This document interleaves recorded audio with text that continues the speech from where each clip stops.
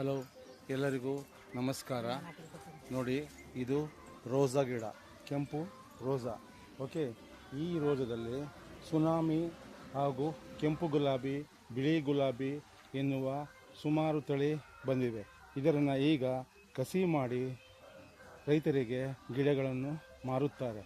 ಇಂತಹ ಗಿಡಕ್ಕೆ 15ರಿಂದ 20 ರೂಪಾಯಿ ಒಂದು ಸಸಿ ಸಿಗುತ್ತದೆ. ಇಂತಹ ಗುಲಾಬಿ ಗಿಡಗಳನ್ನು ರೈತರು ಬೆಳೆದು ಹಣವನ್ನು ಸಂಪಾದನೆ ಮಾಡಬಹುದು.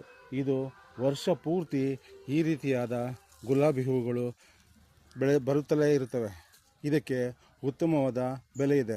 ಅಲ್ಲದೆ ಈ ಹೂವುಗಳಿಂದ ಕೆಲವರು ಬೆಲ್ಲದ ಪಾಕ ಅಥವಾ ಜೇನುತುಪ್ಪದೊಂದಿಗೆ ಈ ಹೂವುಗಳ ಎಲೆಗಳನ್ನು ಒಣಗಿಸಿ ಗುಲ್ಕನ್ನಂಥ ಸ್ವೀಟ್ ಪದಾರ್ಥವನ್ನು ಸಹ ತಯಾರು ಮಾಡುತ್ತಾರೆ.